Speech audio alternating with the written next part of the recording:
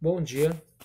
Devido à pandemia de Covid-19, estamos impossibilitados de ir para a igreja, então o estudo hoje é via internet, tá? Deus abençoe a todos. A lição será o capítulo 2 da revista O Evangelho de João. O Verbo encarnado, né? O propósito da lição é afirmar que Jesus é o próprio Deus encarnado, em semelhança ao homem, tá? O texto áudio da lição é João, capítulo 1, do 1 ao 14. E o verbo, no princípio era o verbo, e o verbo estava com Deus, e o verbo era Deus. E estava no princípio com Deus. Todas as coisas foram feitas por ele, e sem ele nada do que foi feito se fez. Nele estava a vida, e a vida era a luz para os homens. E a luz resplandece nas trevas, e as trevas não compreenderam a luz. Houve um homem enviado de Deus cujo nome era João, e este veio para testemunho, para que testificasse da luz, para que todos crescem por ele. Não era ele a luz, mas para testificar a luz. Ali estava a luz verdadeira, que ilumina todo homem que vem ao mundo. Estava no mundo, e o mundo foi feito por ele, e o mundo não o conheceu. Veio para o que era seu, e os seus não o receberam. Mas todos quanto o receberam, deu-lhe o poder de serem feitos filhos de Deus, ao que creem no seu nome, e os quais não nasceram do sangue, nem da vontade da carne, nem da vontade do varão, mas de Deus. E o Verbo se fez carne e habitou entre nós, e vimos a sua glória com a glória do unigênito do Pai, cheio de graça e verdade. A lição de hoje é sobre isso. Tem a intenção de afirmar que Jesus é Deus. Tá? É o primeiro passo, o fundamento da nossa fé cristã. Para se entender o Evangelho, é necessário crer que Jesus é Deus. O Deus Emanuel, o Deus encarnado. No versículo 14, diz que o Verbo se fez carne, né? Aqui fala do Deus encarnado.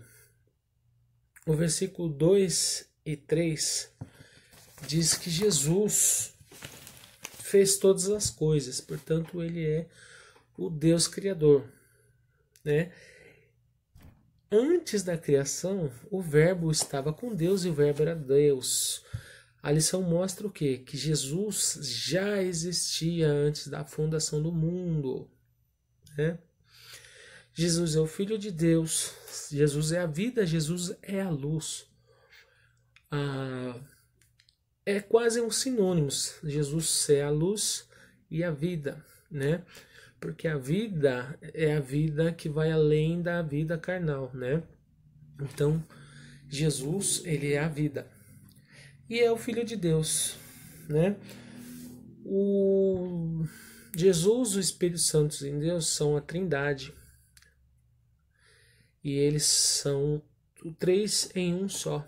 Quando a gente fala de 3 em 1, a gente lembra daquele aparelho 3 em 1, que era toca-fita, toca-disco e rádio. Você podia usar os 3 aparelhos, mas você não podia separar um do outro, porque eram 3 em um só. Não se pode separar Jesus do Espírito Santo, nem o Espírito Santo de Deus, nem o Espírito Santo de Jesus. É a Trindade. E Jesus, ele é o Deus encarnado, é o 100% homem, 100% Deus, né? Jesus é a ideia central da Bíblia. No Velho Testamento, ele é aquele que virá. Nos Evangelhos, é aquele que está conosco, o Deus encarnado. E no Novo Testamento, ele é aquele que voltará. né? O advento. Então Jesus é a ideia central da Bíblia e ele é o Deus encarnado, né? Olha que interessante, né? Antes de João falar sobre o enredo, descrever qualquer cenário, mencionar qualquer recorte histórico, tempo, contextualizar qualquer coisa, primeiramente ele fala que o Verbo era Deus e que fez todas as coisas e que o Verbo se fez carne. Ou seja, para João o essencial é que aqueles que lêem o Evangelho dele entendam que Jesus é Deus. Perfeito? Jesus é o Verbo, ou seja, o autor, o próprio autor da criação, né? Na gramática, o verbo ele é a ação da frase, né? Ele é o acontecimento da frase. E Jesus, ele tá através dessa passagem, Jesus ele está sendo colocado como Deus, o que realmente ele é. O Verbo era Deus. Jesus é a própria vida. Ele é o autor da fé e ele é o foco, o alvo da nossa vida cristã. Tanto é que o nome é cristianismo, né? Algumas religiões elas não acreditam dessa forma, que Jesus é Deus. Vamos citar 3. Os testemunhos de Jeová acreditam que Jesus é um tipo de Deus inferior, né? Na Bíblia dele está que o Verbo estava com Deus e o Verbo era um Deus, em D maiúsculo e entre colchetes, né? Já os kardecistas acreditam que Jesus foi um grande homem, um grande profeta, né? Assim como para Allan Kardec é como se ele fosse, por exemplo, Sócrates ou Platão. E os mormons acreditam que Jesus não é Deus, mas um homem, um predestinado para realizar uma grande missão a mando de Deus, né? E isso faz com que a religião perca a sua genuidade, né? O verdadeiro cristianismo é aquele que coloca Deus, Jesus como Deus, na posição de Deus, né? Vamos ler agora o que diz lá em Filipenses capítulo 2. O verbo 8 e 9 diz assim: achado 7 e 8. Aniquilou-se a si mesmo, tornando-o forma de servo, fazendo-se semelhante a homens, e achado na forma de homem, humilhou-se a si mesmo, sendo obediente até a morte, e morte. E no versículo 8 e 9 diz o seguinte,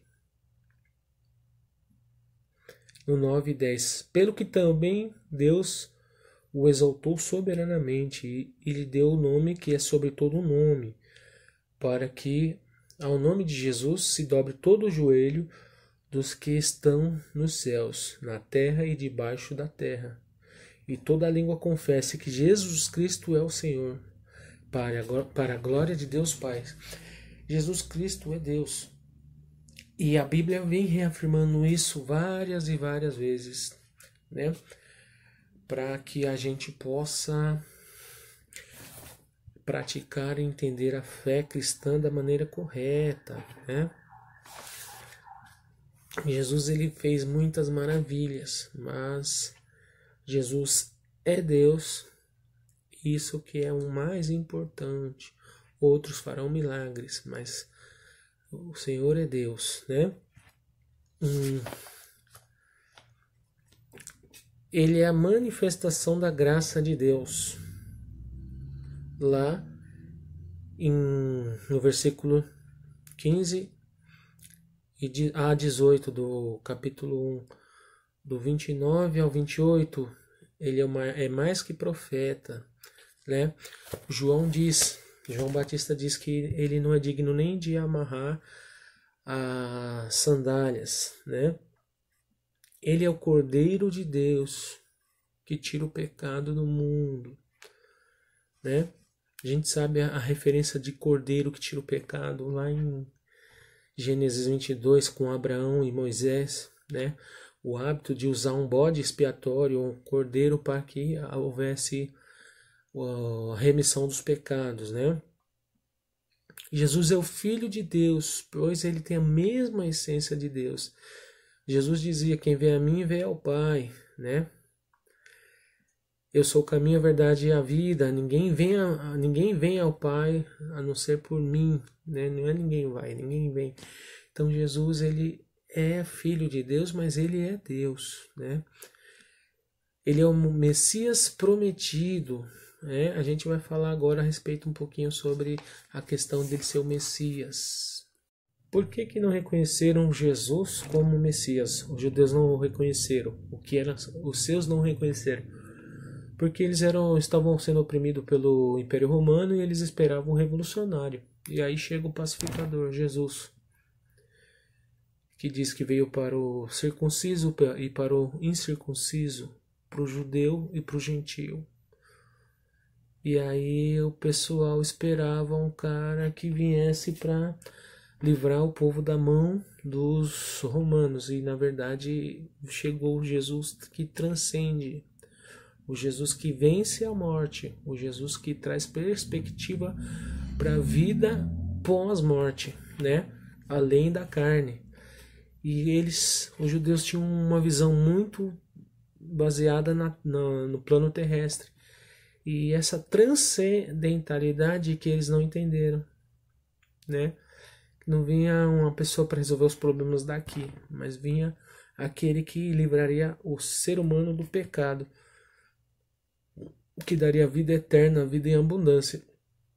E essa falta de compreensão fez com que ele fosse rejeitado, né? Eles esperavam um revolucionário. Jesus, ele é o caminho, a verdade e a vida, é aquele que diz que vai preparar lugar. E Jesus, ele é a manifestação de amor, do amor de Deus, né? Parece até injusto para Abraão quando Deus pede para que ele sacrifique Isaac. Nossa, como pode? Mas para provar a fé de Isaac. Mas se a gente for parar para pensar, Deus, ele deu a si mesmo. Jesus se deu a si mesmo para a remissão dos nossos pecados. E isso nenhuma outra figura que outras religiões dizem, colocam na posição de Deus, fez, né? E ele ressuscitou e venceu a morte. E aquilo que ele se humilhou aqui na terra e depois ele se exaltou, né? E a encarnação de Deus, Jesus encarnado, não diminuiu sua divindade, porque ele foi tentado, ele passou por várias situações, ele foi humilhado, ele fisiologicamente e emocionalmente ele estava sujeito a tudo que a gente passa, angústia, aflição, né? Lá no Getsemane ele chorou copiosamente, né? Ele chorou na morte de Lázaro. Mas olha só o que diz em Hebreus 4, versículo 15. Porque não temos um sumo sacerdote que não possa compadecer-se das nossas fraquezas, tá? Porém, que, como nós, em tudo foi tentado, mas sem pecado. Jesus não pecou. Jesus teve fome e ele falou que nem só de pão viverá o homem. Ele foi tentado por Satanás. Jesus usou a palavra para se fortalecer, né? E muitas vezes a gente passa por coisas e fala: você não sabe o que eu passo, você não está na minha pele. Pois Jesus, ele saiu do seu trono de glória e veio estar na nossa pele. E ele sabe o que nós estamos passando com esse princípio das dores que está acontecendo aí, pandemias, rumores de guerra. Ele sabe. Um número que não estão divulgando aí é a quantidade de suicídios. As pessoas precisam de Deus. E nós temos um Deus que já sentiu na pele o que nós estamos sentindo. Fisiologicamente, emocionalmente. Ele tomou para si todas as nossas pisaduras. Então é fundamental a gente entender o plano de salvação de Deus através de João, do Evangelho de João, e entender que ele é um Deus que se fez carne para morrer por nós, porque nós não somos dignos nem de uma gota de sangue dele. Temos que apresentar esse Jesus para quem não conhece Deus ainda, para quem não se entregou. É para esse Jesus que nós temos que nos entregar a nossa vida todos os dias. Ele morreu a nossa morte. Quando escolheram Barrabás, é porque Barrabás ele cometia vários crimes e ele é a personificação do nosso pecado. Todo mundo pecou e destituídos estão da lei. Quem convence do pecado é o Espírito Santo, mas a gente tem que apresentar esse Jesus, que é Deus, que saiu do seu trono de glória para morrer por nós, né? Eu queria encerrar essa lição recitando o versículo 5, 6 e 7 do Salmo 113. Salmo 113, versículos 5, 6 e 7. 4, 5, 6 e 7. Exaltado está o Senhor acima de todas as nações, e a sua glória sobre os céus. Quem é como o nosso Deus, que habita nas alturas, que se curva para ver o que está nos céus e na terra, que do pó levanta o pequeno, e do monturo ergue o necessitado, para fazer assentar com os príncipes, sim, com os príncipes do seu povo. Esse é Davi falando. Como que do alto da sua glória um Deus pode se curvar para ver o que está nos céus e na terra? Pois ele foi além, ele habitou entre nós, ele sofreu o que era para a gente sofrer. O nome disso é misericórdia. Que Deus abençoe e que a gente possa voltar a nos reunirmos e aprender mais sobre esse Jesus maravilhoso. O sangue de Jesus tem poder para salvar, porque Jesus é Deus, desceu do alto do seu trono e habitou entre nós, para que todo aquele que nele crê não pereça, mas tenha vida eterna. Tenha um ótimo domingo e até a próxima.